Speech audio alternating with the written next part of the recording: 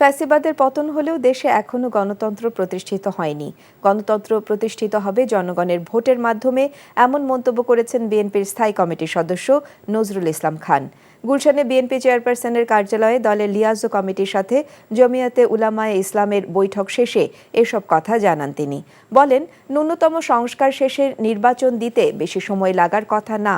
নজরুল ইসলাম খান আরও বলেন, পূর্বের ন্যায় যে কোনো আন্দোলনে বিএনপির সাথে রয়েছে জমিয়াতে উলামায়ে ইসলাম। এছাড়া ধারাবাহিক রাজনৈতিক বৈঠকের কথা উল্লেখ করে বিএনপির এই নেতা বলেন, বৈঠকটিতে দেশের বিদ্যমান পরিস্থিতিতে আর্থসামাজিক নানা বিষয়ে আলোচনা হয়েছে। এর আগে বিএনপি সমমনা 12 দলীয় জোটের সাথে আরেকটি বৈঠক অনুষ্ঠিত হয়। অবাধ, সুষ্ঠু, নিরপেক্ষ এবং অংশগ্রহণমূলক একটা নির্বাচনের মাধ্যমে দেশে গণতন্ত্র পুনঃপ্রতিষ্ঠা হবে ইনশাআল্লাহ।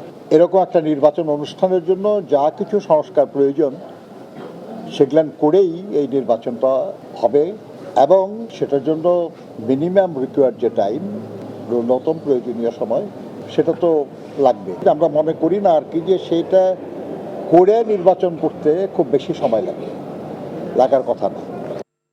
যমুনা রাইস কুকারে আছে 3-in-1 function. Jamuna rice cooker, smart রান্নায় আধুনিক জীবন।